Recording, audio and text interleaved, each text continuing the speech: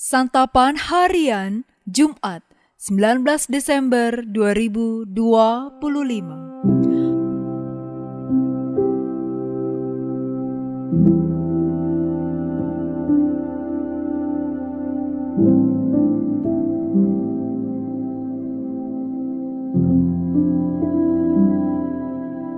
Inilah program Santapan Harian, sebuah program yang mengajak Anda menelusuri isi Alkitab, agar Anda menemukan makna firman Tuhan sesuai dengan konteksnya.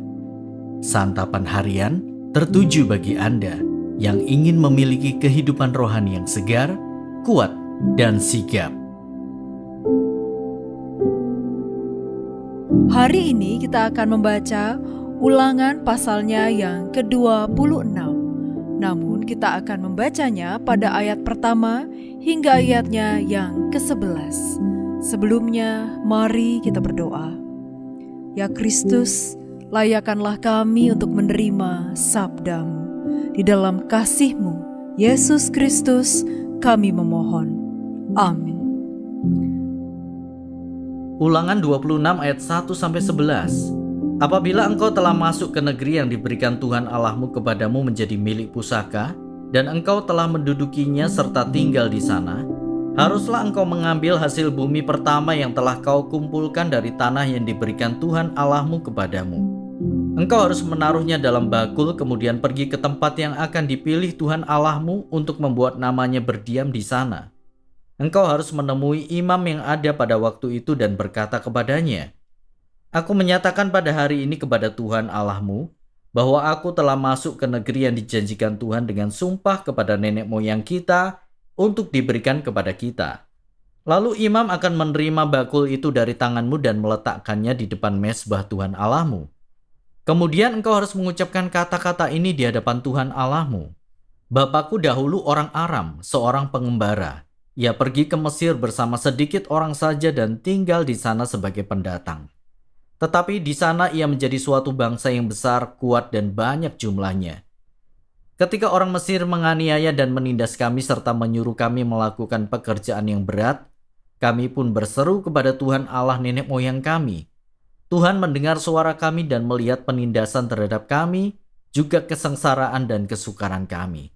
Lalu Tuhan membawa kami keluar dari Mesir dengan tangan yang kuat dan lengan teracung, dengan perbuatan yang dahsyat serta tanda dan mukjizat. Ia membawa kami ke tempat ini dan memberikan kepada kami negeri ini, suatu negeri yang berlimpah-limpah susu dan madunya. Oleh sebab itu di sini aku membawa hasil bumi pertama yang telah kau berikan kepadaku ya Tuhan. Kemudian kau harus meletakkannya di hadapan Tuhan Allahmu dan sujud di hadapan Tuhan Allahmu. Engkau beserta orang Lewi dan pendatang di tengah-tengahmu akan bersukaria karena segala kebaikan yang diberikan Tuhan Allahmu kepadamu dan seisi rumahmu.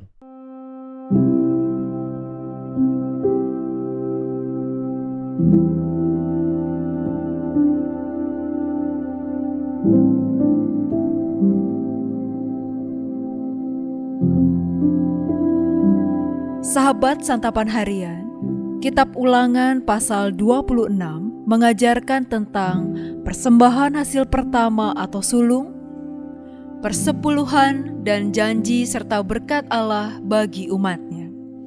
Menariknya, bagian ini menegaskan siapa yang berhak atas persembahan sulung dan persepuluhan, yaitu kaum Lewi, orang asing, anak yatim, dan janda. Prinsip mendasar dari persembahan sulung dan persepuluhan adalah umat diajar menyadari bahwa Allah adalah sumber rezeki yang melimpahkan berkat bagi umatnya. Berkat yang melimpah itu tercermin dalam pemberian bagi kelompok atau orang yang membutuhkan, baik di dalam bait Allah, yaitu orang Lewi, maupun di luar bait Allah, yaitu orang asing. Suku Lewi adalah suku yang tidak memperoleh bagian tanah pusaka di Israel.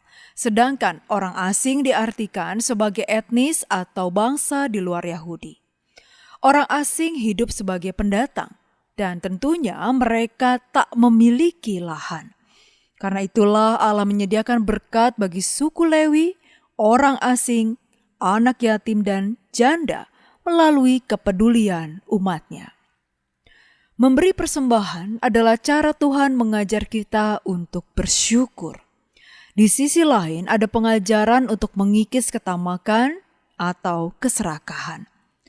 Tamak berarti cinta yang berlebihan atas harta dan kekayaan, tak peduli kepada orang lain yang berkekurangan. Perlu diingat bahwa ketamakan dan kepedulian tak dapat berjalan berdampingan.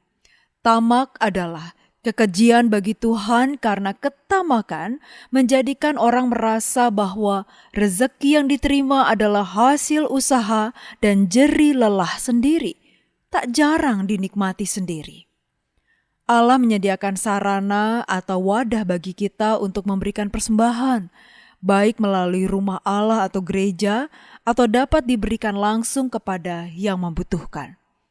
Allah menempatkan mereka di sekitar kita untuk mendidik dan menumbuhkan kepedulian kita sebagai anak-anaknya. Dalam setiap rezeki yang kita terima, ada bagian yang menjadi hak orang lain atau kelompok yang hidupnya berkekurangan. Jadi, marilah kita belajar peduli dan berbagi sehingga kita tidak menjadi pribadi yang tamak. Mari kita berdoa. Allah yang penuh kasih, kami bersyukur atas berkat-Mu yang melimpah dalam kehidupan kami. Bantulah kami untuk mengikis ketamakan dalam hati kami dan menggantinya dengan kepedulian terhadap sesama. Ajar kami untuk berbagi dan peduli kepada mereka yang membutuhkan. Di dalam terang-Mu ya Kristus Yesus, kami berdoa. Amin.